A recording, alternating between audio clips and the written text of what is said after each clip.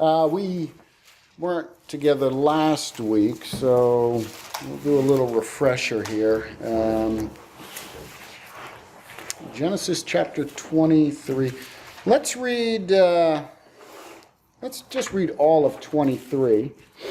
Genesis chapter 23. It's 20 verses. We'll take two people. Who wants to read the first 10 and who wants to read the second 10? Anybody, somebody? I want to read. You want to read? Yeah. All right, you can do the first 10. Okay. 23, 1 through 10. And then Paul, you want to read? Luther raised his hand. Oh, Luther did.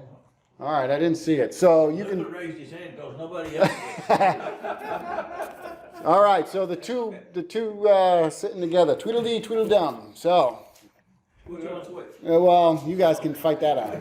I'll start. Sarah lived to be 127 years old.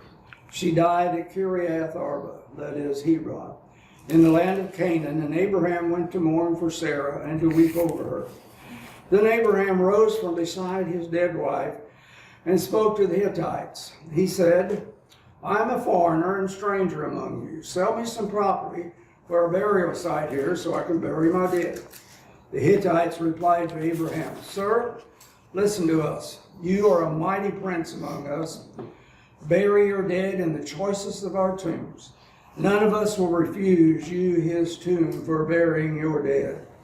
Then Abraham rose and bowed down before the people of the land, the Hittites. He said to them, If you are willing to let me bury my dead, then listen to me and intercede with Ephron, son of Zohar, on my behalf. So he will sell me the cave of Machpelah, which belongs to him and is at the end of his field. Ask him to sell it to me for the full price as a burial site among you. Ephron the Hittite was sitting among his people, and he replied to Abraham in the hearing of all the Hittites who had come to the gate of his city. Nay, my Lord, hear me. The field give I thee, and the cave that is therein I give it thee.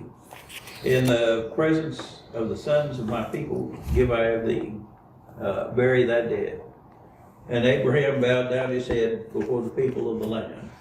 And he spake unto Ephron in the audience of the people of the land, saying, But if thou wilt give it, I pray thee, hear me, I will give thee money for the field.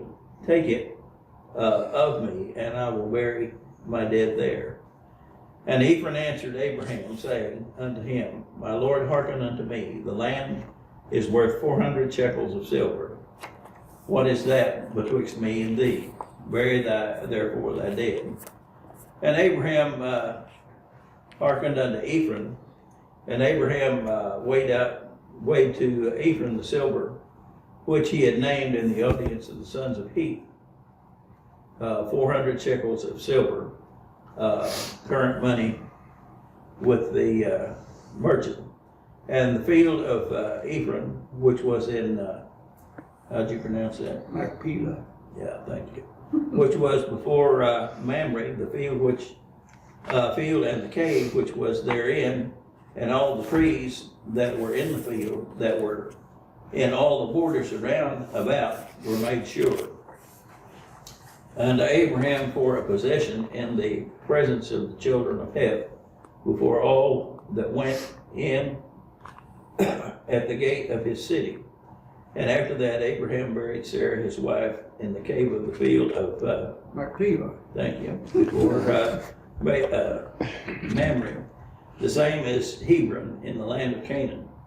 And the field and the cave that is therein were made sure unto Abraham for a possession of a burial place in the sons of Heth. All right, thank you. The opening few verses tell us something. What's going on in the opening few verses? Well, Sarah dies. Yeah, Sarah dies. So that's kind of what this really, the whole section is based on, but she dies, and how old was she when she died? 127. 127. We talked a little bit about this. Is that pretty old? Is that For today's standards, that's real old still. Yeah, today But it's not then. pretty old. Back then it was that transition period of time. So some people died younger, some people died much later. When you go back further and further, when you get to the flood, before the flood, people were living hundreds and hundreds of years, up into 900 and stuff like that. So it's not very old relative to how long they had lived before. And then, of course, we talked a bit about prior to sin, humanity was meant to live how long? Forever. Forever. It was meant to live forever. Eat of the tree of life and all of that. So in light of eternity, that's really not much time at all. The time of David, it was 70. Right, yeah.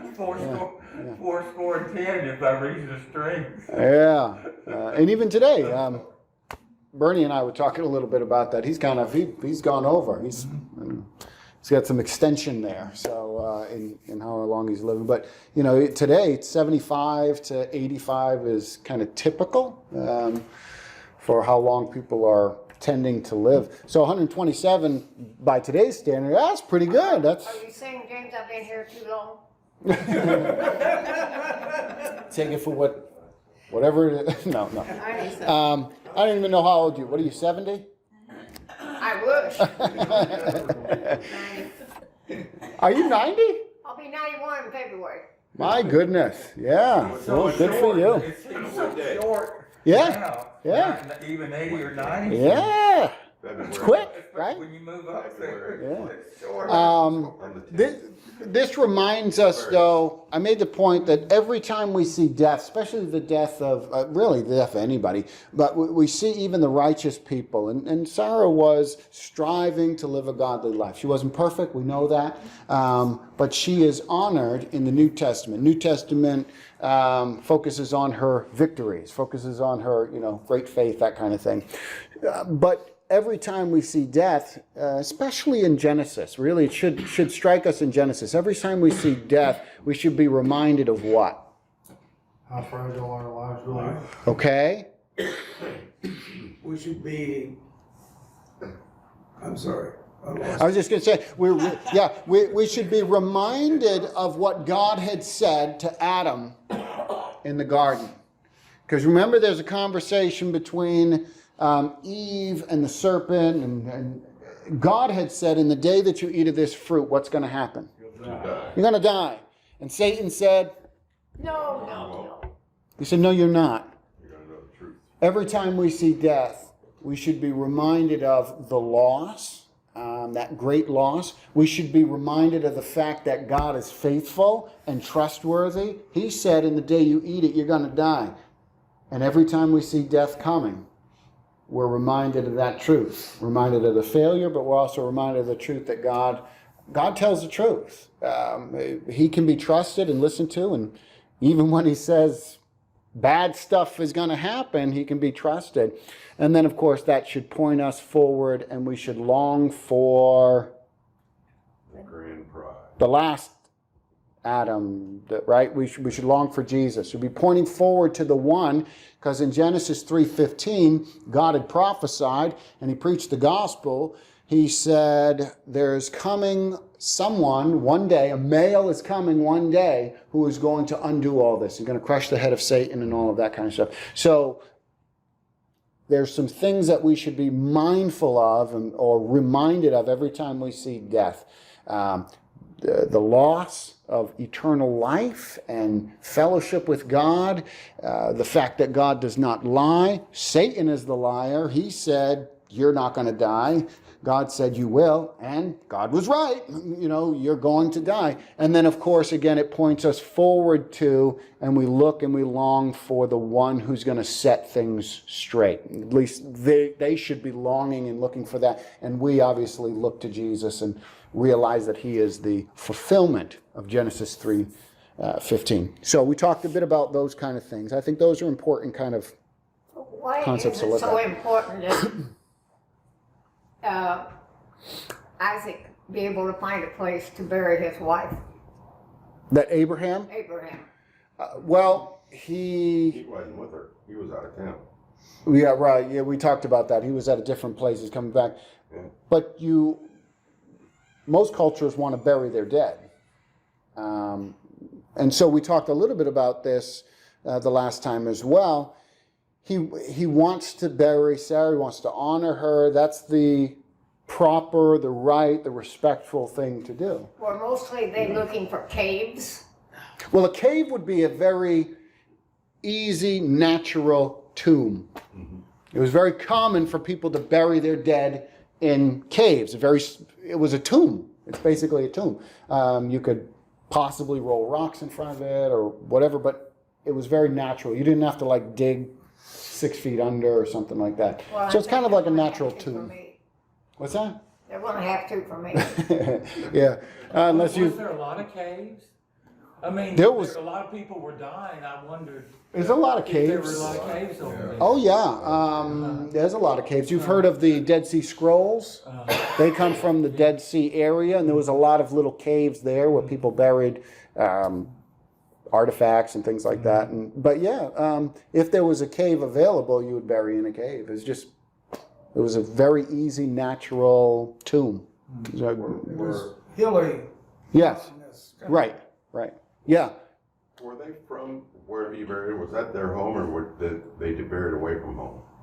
Because we talked about people want to be buried. They want to be buried home. Yeah. This is a good point that you bring this up. Abraham is recognizing that the promised land, Canaan land, Okay, is home. that's it.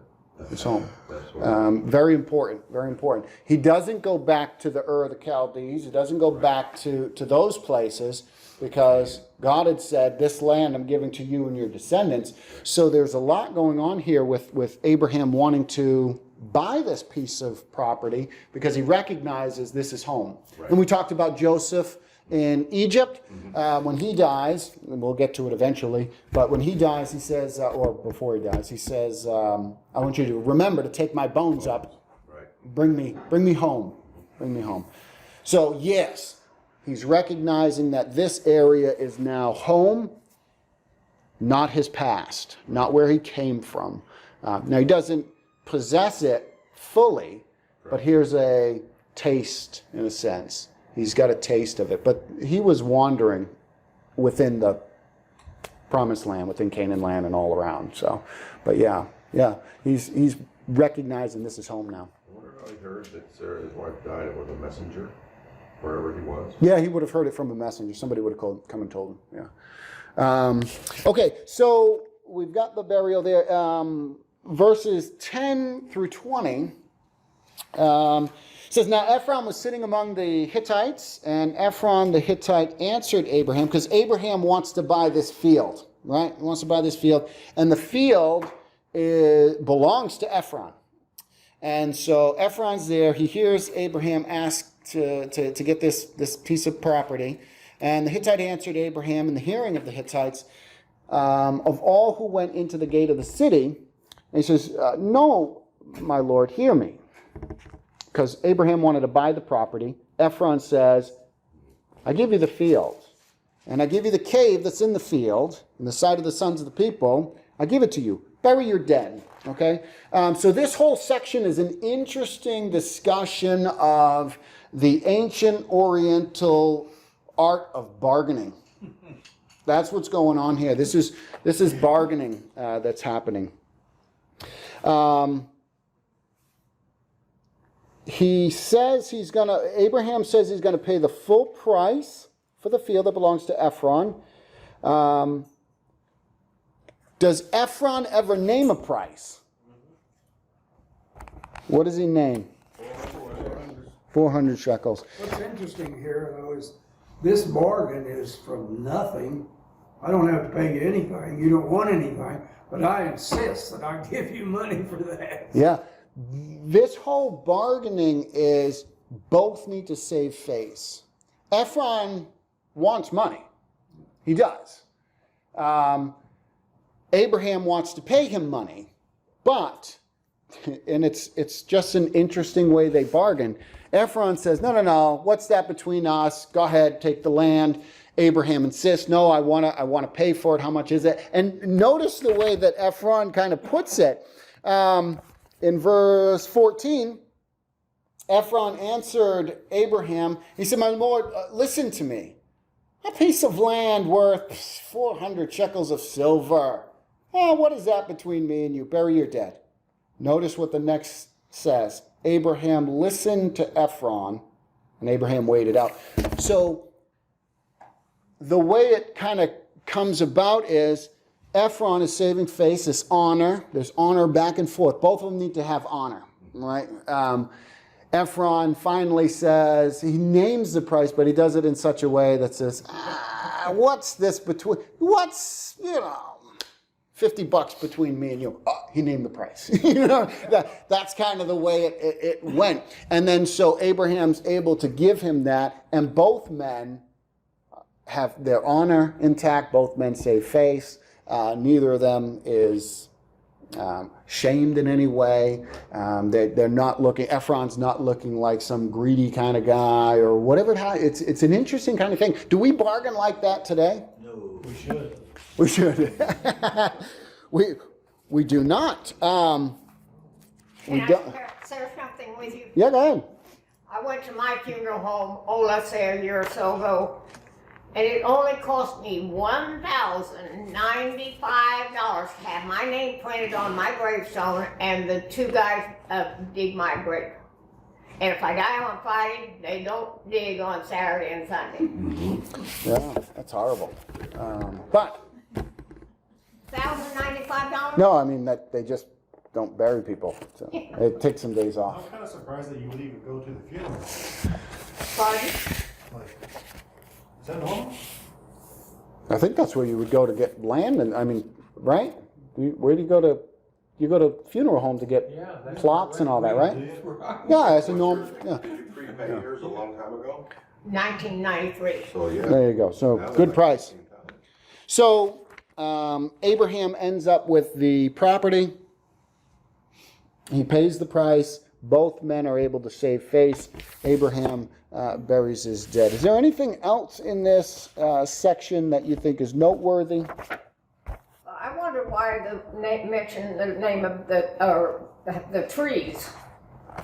What was so important about mentioning those trees that were around about? Just With like surveyors' marks. it might have been. I think it's just saying that they're all everything in that land is now Has his. trees. Well, has trees and is purchased. It's all belongs to him. So, but yeah, it would have been markings as well. So and so many trees or whatever. But I think Ephron too and Abraham both, even though Ephron didn't ask for money and Abraham could have gotten it for free. I think that, he had the money, he paid him the money, so in the future, neither of them would have any shame or anything thinking. well, right. That's the point. Yeah, I didn't give it to him, or he didn't give it to me, or. Ephron wasn't going to give him the property for free. This was an Oriental way of bargaining. It's strange to us. We want to think right away, oh, he was just trying to give him the property. No, he's in front of a whole bunch of other people, and he wants to kind of save face and say, no, go ahead and take it. But Abraham understands the culture. He's part of the culture. He says, no, I want to pay for it. There's a little back and forth. But then Ephron says, what is this, what is it, 400 shekels of silver? What's that between us? God, take that. And Abraham says, great, I'm glad you named the price. Let me write you a check, and get on with it. Right, and nobody owes anybody anything. Nobody's honor is disrespected or anything like that. Yeah, it's just an interesting Oriental custom back there, an ancient kind of custom. I'm not sure if there's too much more within the text. The main point is Sarah has died. Abraham is going to buy this property, claiming, understanding, recognizing that that Canaan land is his home now. He's going to bury his wife there.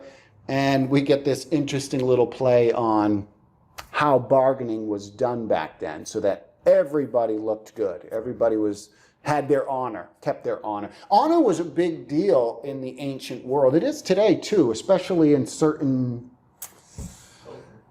What's that? Certain cultures. Yeah, certain cultures. I'm thinking I grew up in the inner city, well, at least till I was around 12, and on the streets, honor is a big deal. People die over disrespect. If you disrespect somebody, you very well could die, you and your family. People get shot, all that kind of stuff. And it was very similar to that in the ancient world. If you read some of the, if you read like Homer, the Iliad or the Odyssey or something like that. Has anybody ever read any of those? No? What does it look like?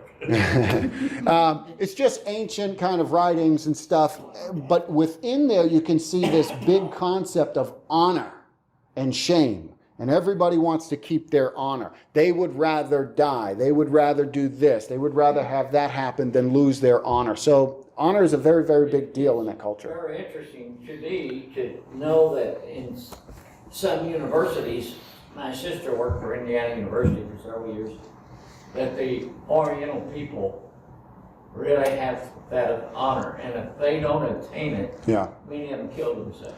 Right. You could think of in Japan, everybody's heard of the harikiri, where they will take their own life. That's an issue of honor. If the in ancient times, if the warlord that you were serving under lost his glory and all that kind of stuff, you would kill yourself. Well, You take your what life. I hear now is mostly just veterans and disabled veterans and Uh-huh. So honor was a big deal. I mean, we don't like to be disrespected today either. But back then, it would have been, you could have lost your life or who knows what. It was really a big deal back then. But that wasn't done in private either. It was done. This was public. Done in the city square. That's right. With all the people. And that's where business took place. You remember when we talked about Lot? Lot was at the city gates in Sodom. You remember that? Mm-hmm. And we had talked a little bit about why is he there. Well, he's probably either a businessman or could be an official of the city, something, because that's where all of these transactions and issues took place, was at the city gates. So yeah, a very public situation. Lots of people involved. Nobody wants to lose honor. And that's really what this section's about, kind of that honor. If nobody's got anything else, we can move on. Well, I just wanted to mention, then Abraham bowed before them, the Hittites, and that's verse 7, and in verse 12, but Abraham bowed before the Hittites and said to Ephraim.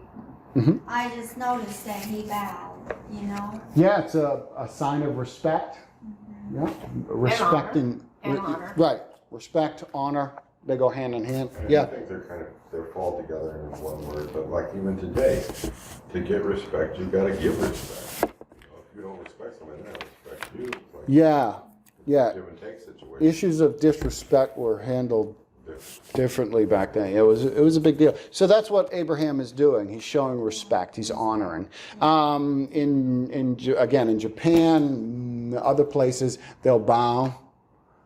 And wherever your eye goes, shows what kind of respect you have for that person, how high they are up or how low. Mike used to watch the Japanese, and they bow. Yeah, it's interesting on the Japanese. There's a Japanese newscast at 4 o'clock on public television, and it's so much better than watching. I mean, they're just sinful people like everybody, but the children, when they show scenes, they're all so well dressed and uniformed, and Right, yeah. they bow, and it's such a different kind of society. What channel is that? I did it on 185. Oh, it's the. What do you got? Dish or? It's on the lower level of. Well, anyway, it's one of the public television stations. They're. Well, what does that say of a nation that is losing its respect? And especially with those people that are coming on that seemingly have no respect. Yeah, there's a loss of respect today, even in places that had high respect. places like Japan and the Orient and stuff like that, Western culture and influences kind of eroding some of that as well. People are being much more disrespectful. I think respect is something good. We should show respect. I think that kind of goes hand in hand with what Paul talks about when he talks about doing good to all people. He says, especially the household of faith, but doing good to all people. Christ would call us to love all people. We're told to consider others more important than ourselves, which would mean that we would have to lower ourselves, kind of humble ourselves. So I think we can learn from this concept of showing people honor and respect.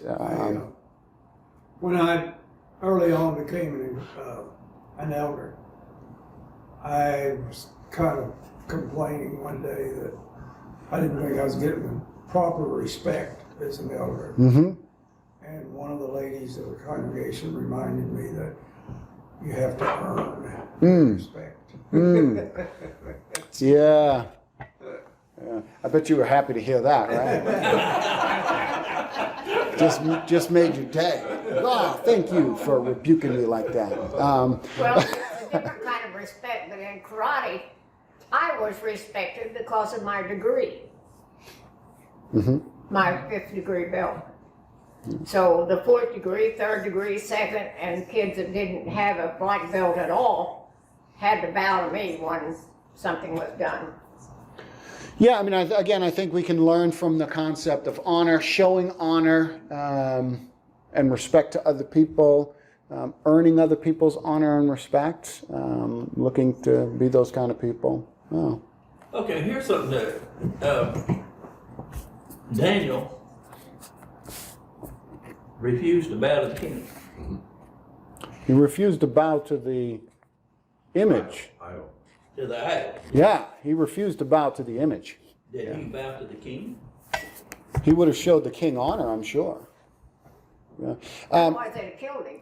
Yeah. You have to remember that, like even with Abraham, just because he bows down, you see that with kings, and people would honor you. That's a way that you showed respect. It wasn't a worship. What Daniel refused to do was worship the idol, worship the image of the king and all of that. So You're to worship. I would say there's a difference. Yeah. There's a difference. Showing respect and honor to someone. Again, for example, you go to Japan, at least the older culture would say that you don't give a handshake. That would be disrespectful. You don't put your hand out and shake my hand. No, you bow.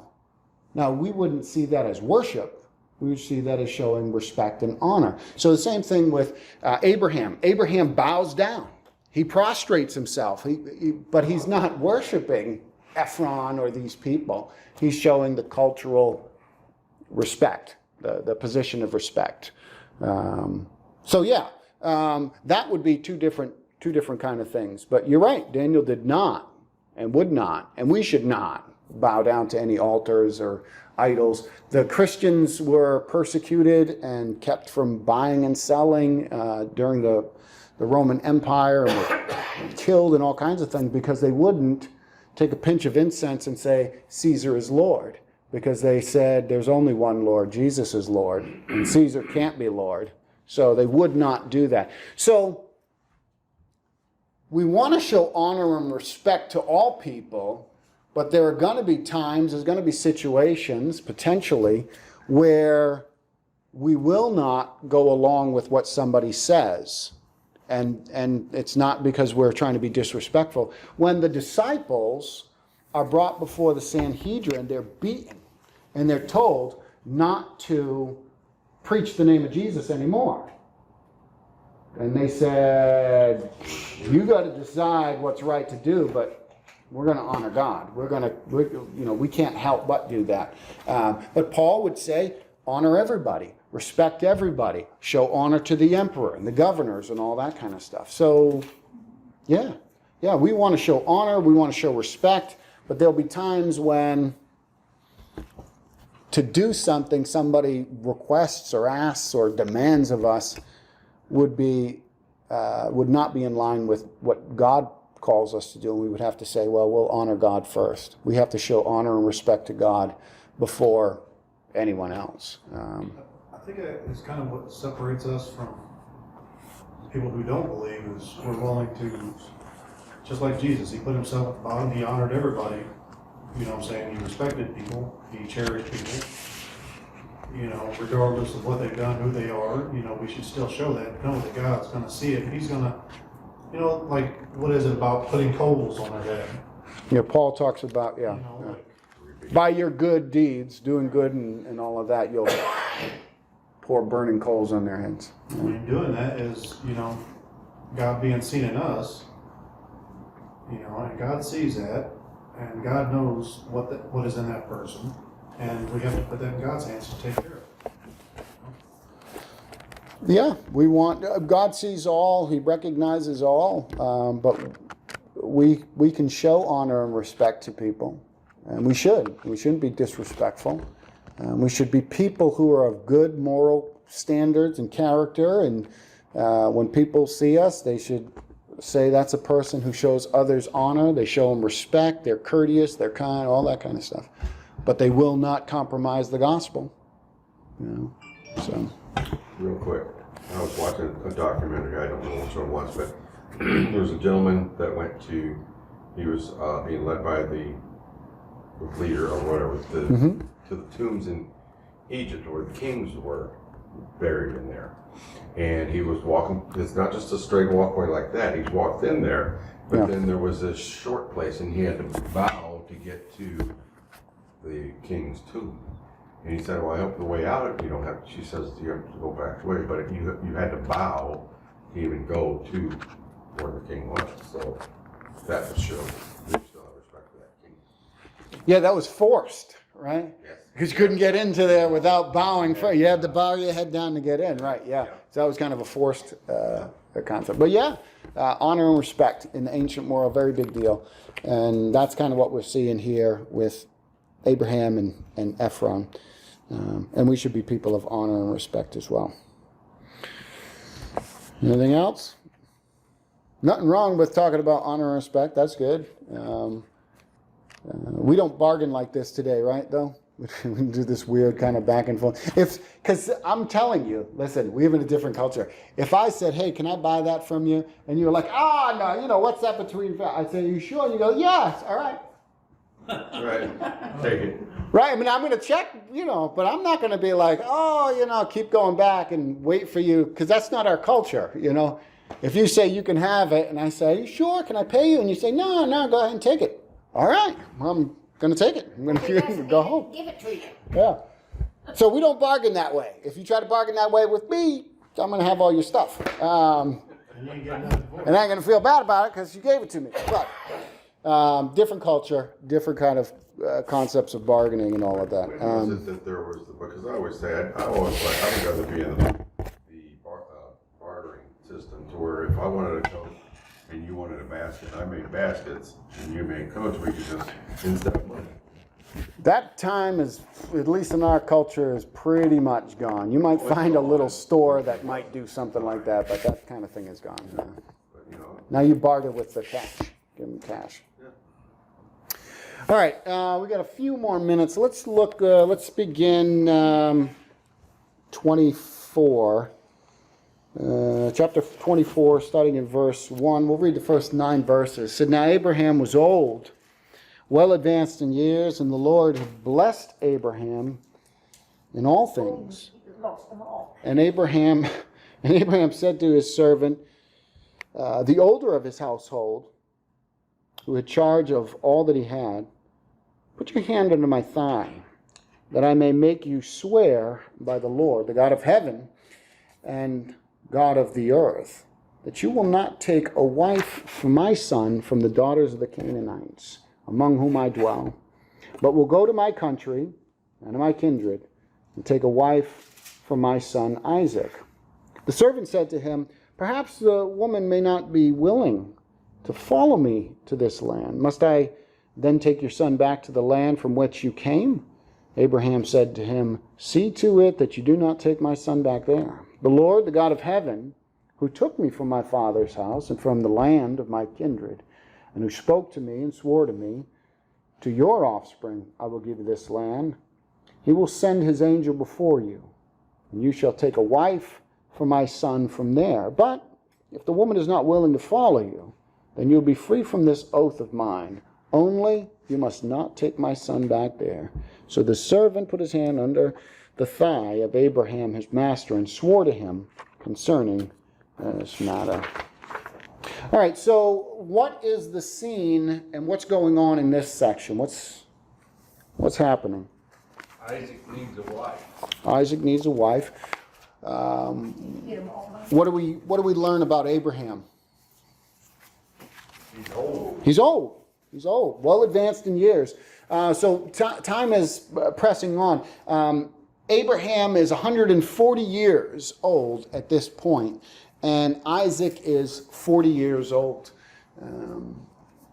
That might seem strange to us, 40-year-old man, and he's not married yet. Yeah, it's time to get married, boy. So we learn that he's old, and Abraham, before he dies, he wants Isaac to have to get a wife. Now, where does Abraham want to get a wife for Isaac from? Where he came from. Where he came from, yeah. Well, why doesn't he want Isaac to have a Canaanite wife? He doesn't want his heart led away from God. Okay, how would it be led away from God if he married a Canaanite? They had different gods. They're different gods. That's what we call unequally yoked, right? Okay, unequally yoked. But they were still idolaters where he sends them. So that's what I was wondering how, if Abraham knew that, Rebecca, which one of his wives, she took an idol from the house on the way. I know I'm getting ahead of the story, but. Jacob. Yeah. So they still had idols there, didn't they? They did, absolutely. So, there is something with yes, both groups are idol worshippers, but there does seem to be something really bad, at least biblically, when you read through the Canaanite worship and of Molech and all of these other gods, seems to be really bad. It seems to be really, really bad. So I think there may be part of that there. He doesn't want Isaac to be led astray, but there's something else going on here as well. In Genesis 15, verse 16, God said, "Your people, you're not going to take possession of this land yet. Your people are going to go off into Egypt." And he says the reason they're going to go off into Egypt is because the sins of the Amorites is not yet full. It's not yet complete. Amorites, Canaanites, they overlap. They're from the same family group. So the Canaanites are under the judgment of God. Now, he's not bringing about that full judgment yet, but if they intermarry, what does that potentially do to Abraham's line? If they intermarry with these people that are under God's judgment. Yeah, there's potentially that Abraham's family is going to be involved in this judgment. But it's certainly very easy for a person to be sucked into idolatry. We see it with Israel. When Israel intermarries with the people of Canaan and all of that, they go after the false gods, really a lot. So Abraham wants to take from his own family. There's something about keeping it within the family, keeping it within the tribes or whatever. But he doesn't want Isaac to go there. Isaac is going to stay, but he wants a wife from there. Even though they're idol worshippers, what happens when you take somebody out of an environment that they're very comfortable with and you remove them and you put them in a different environment? They're going to give you trouble. You think so? Start looking for other answers. Are they more likely or less likely to persuade somebody else to Are you more or less likely to follow a crowd, or are you more or less likely if you're by yourself? More likely to follow the crowd. You have to follow the crowd. So if Isaac goes, first of all, if Isaac gets a wife from the Canaanites, that's the people there. They're all from that culture. They're all from that environment. The wife is going to be still within that environment. Very easy to still go on with the culture and the worship of these false gods and invite her husband into it. If Isaac were to go back to the Ur of the Chaldees and back there, he would be entering into that environment where they're still involved in pagan worship and idolatry. But if you take a wife from there, remove her out of that and bring her into a different culture, a different environment, she doesn't have all those influences around her. She now can be influenced by Isaac, Abraham, and that environment. Do you see what I'm saying? You see that there's a difference? If Isaac goes there... I see what you're saying that day, but not in this day. Well, we're not talking about this day for now. Isaac is going to be protected from idol worship in either area. So take a wife from there, but don't bring him there, because he could be To the Canaanites. not just the Canaanites, but don't bring him to the land of Ur. Don't bring him there. Take a wife from there. Pluck her out of there. 1 second. Paul's going to say something, and then hold your thought. Go ahead. Could the reason be that he doesn't want, if Isaac goes back there and sees the land and